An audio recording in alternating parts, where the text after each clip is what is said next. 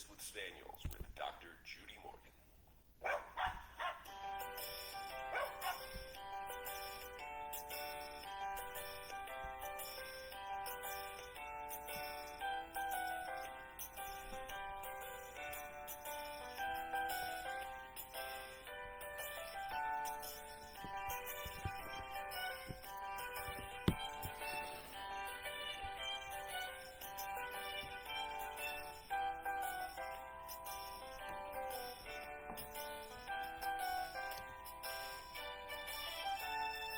All right, I think we're live on both platforms.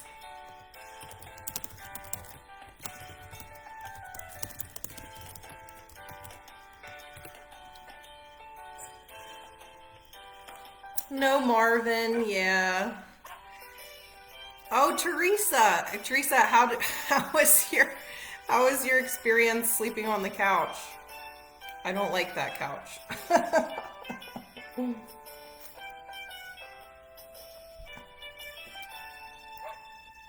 Remember, you can purchase all of Dr. Morgan's products at her website at www.drjudymorgan.com.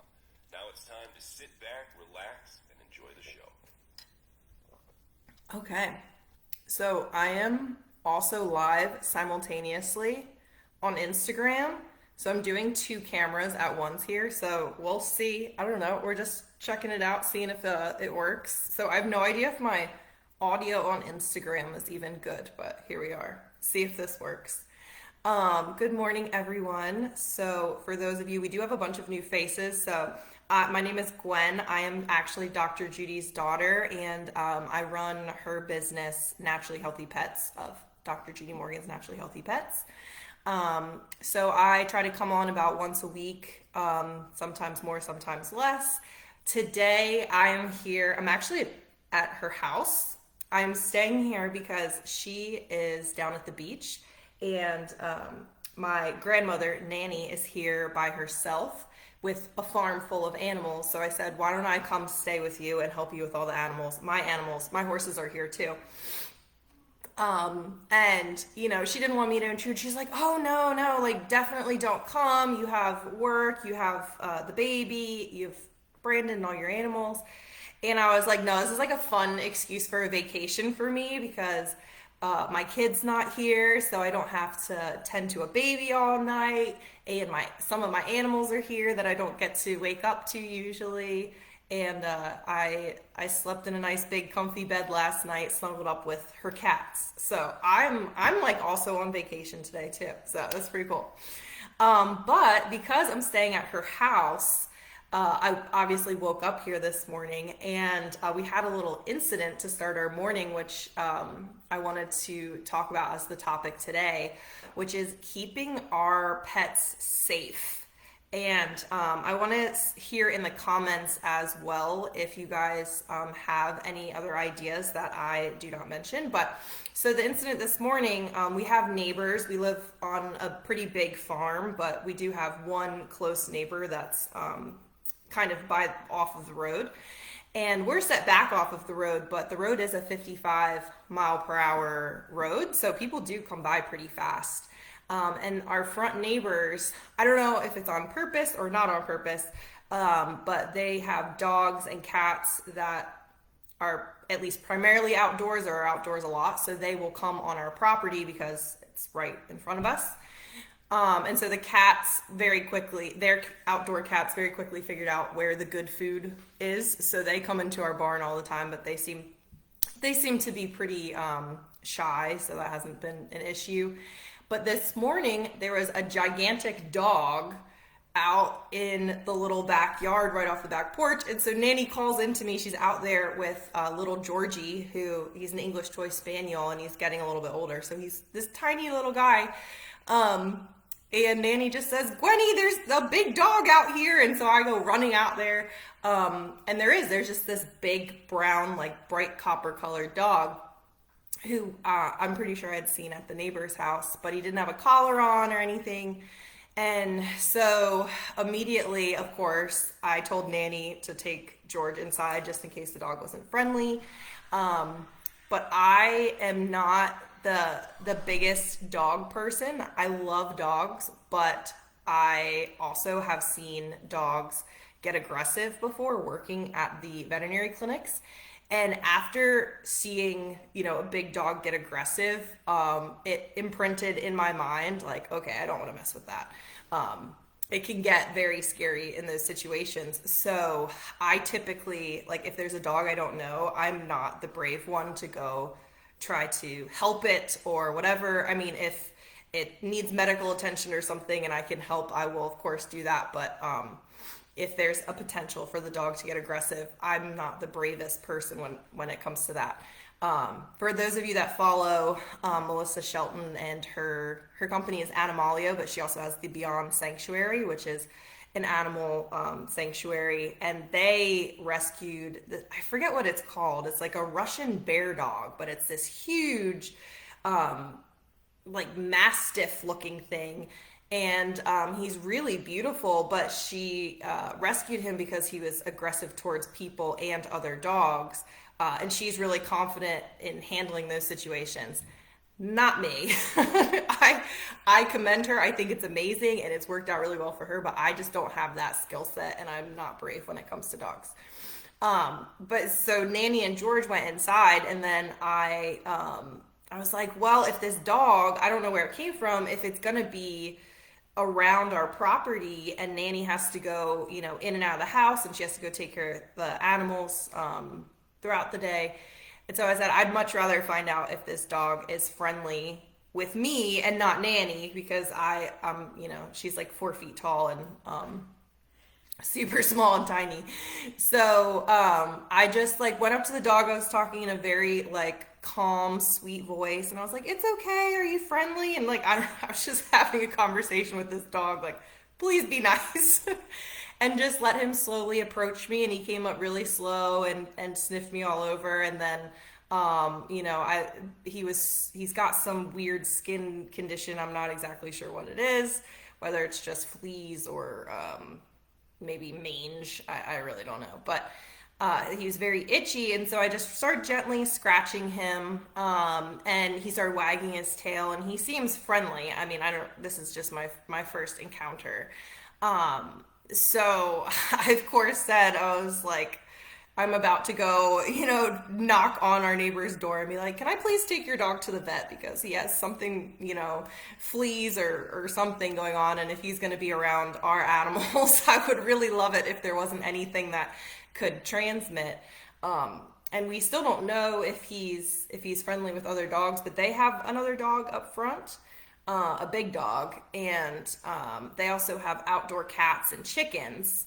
So, I don't think the dog is aggressive towards the smaller animals, the cats and the chickens, because it's been out with them on their property. So that made me kind of think of two different things. How do we keep our pets safe if you're in the situation of Nanny with you have a smaller dog and there's a larger dog in your vicinity, or even, it doesn't have to be a larger dog. There's certainly small dogs that can be aggressive. And the second thing is, if, you're the person where your dog gets out and say they slip out of their collar or something, what do you do to keep your pet safe if they get out of your grasp?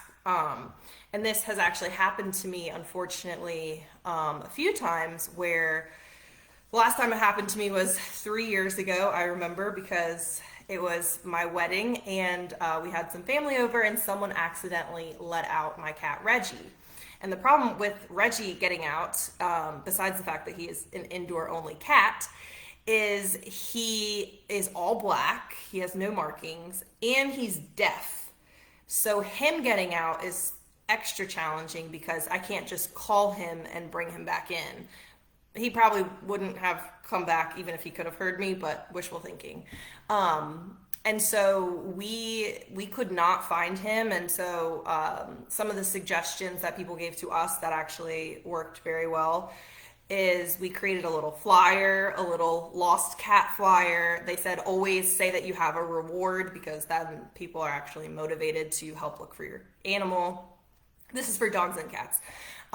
For cats, it's they typically don't wander too far away. So especially your indoor only cats. But cats, if there's a safe spot or there's food and water in a location, typically they like to stay in that location. That's like for our feral cat rescues. They always say, keep them in a more confined space with food and water for a week or two. So that way, once they learn that they have food, water, and supplies, and this is a comfortable place to be, typically they'll stick around.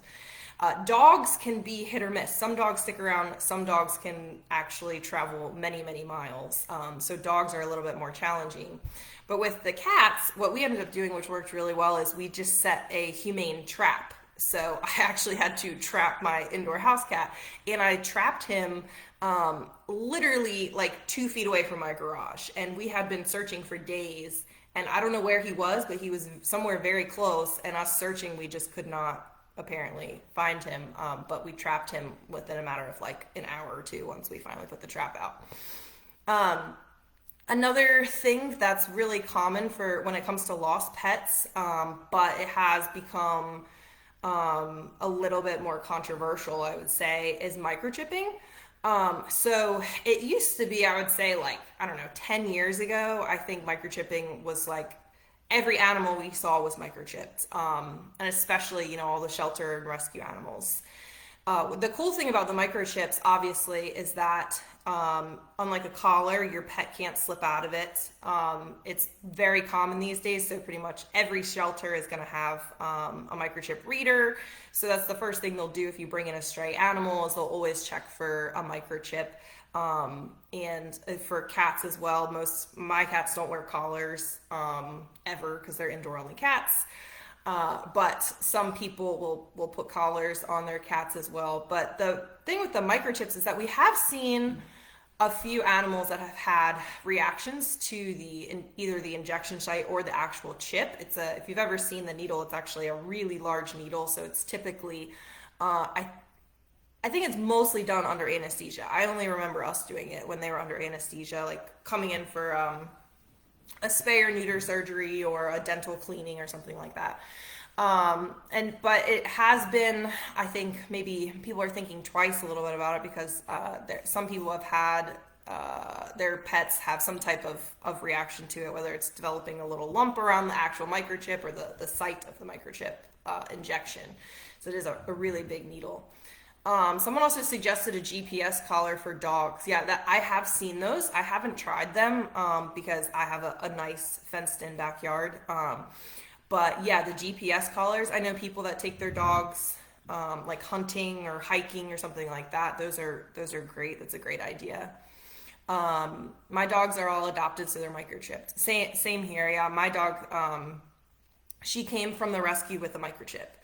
And I believe I've only ever used HomeAgain. I don't even know if I'm sure there are other companies doing it, but it's not that expensive. I think I just renewed my membership and it was like $20 or something. So it's pretty cost effective. And like I said, I didn't even have to make the decision for my animal because she came that way. But that's something to consider as well. For dogs and for cats, but some people like myself, we only have indoor cats. So if your pet gets lost, some things that work for us, like the cats, definitely a trap, putting food, water, and litter outside, things that smell like you. And then for the dogs can definitely travel a little bit further, so the GPS collars are definitely a good idea. If you are letting your dog out like in an open area, I definitely like putting a harness on my dogs because there's a much higher chance that they won't be able to slip out of a harness versus a collar. That's happened to me where I was just taking Panda, our little dog, just a short trip somewhere, and I just clipped a leash on her collar. And she, as soon as we got out of the car, she saw something that she wanted to go explore, and she just did the little dip and was out of her collar. And I was like, how did you just do that? What? So I really like to use harnesses. Dr. Tobias has a really nice harness that I really like. So anyway, that was our little exciting moment this morning. We had we had a big dog come in our yard that I think is friendly. So I'm gonna be here working all day, and if I see him again, I think I might try to see what his skin situation is and see what we can do about it. And he had all sorts of like little cuts and things on his face, and he's just in rough shape. So Brandon, I told Brandon, he was like, why do you always do this? Like, you see an animal and it's in rough shape and you just like, it's like a compulsion, you have to go take care of it. I was like, yeah, I'm probably gonna spend my whole day trying to make sure this dog is okay, and it's not even my dog. All right, let's get some music. And if any of you are letting your dogs out today and you don't have a safe fenced-in backyard, just keep in mind there's always the possibility that something unexpected can pop up. We got, especially the little ones, like little Georgie's defenseless. He's the sweetest little guy.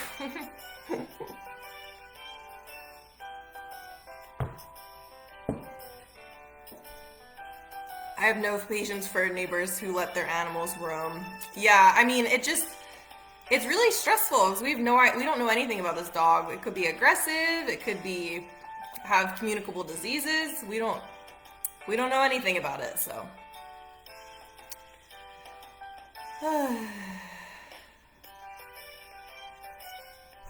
But yeah, we'll see. I mean, if he's a sweet boy, then I am happy to take care of him and call it a day. Because at the end of the day, the dog's the one that really needs the help, not the people, probably. So, all right. I hope you all have a wonderful day, and I may be the one back tomorrow. I don't know. We'll see. So, we will probably see you tomorrow. Okay. Bye. Oops. How do I end this on Instagram? Nanny, how do I end the Instagram? I don't know. I don't have Instagram. So. There's Nanny. Hi, Instagram. I have no idea how to end this. I don't know. X. Oh, okay. There we go. You did it? I did it. Did you get some breakfast? Yeah, I'm eating yogurt and granola. What you eating? Oh, I don't think I ended on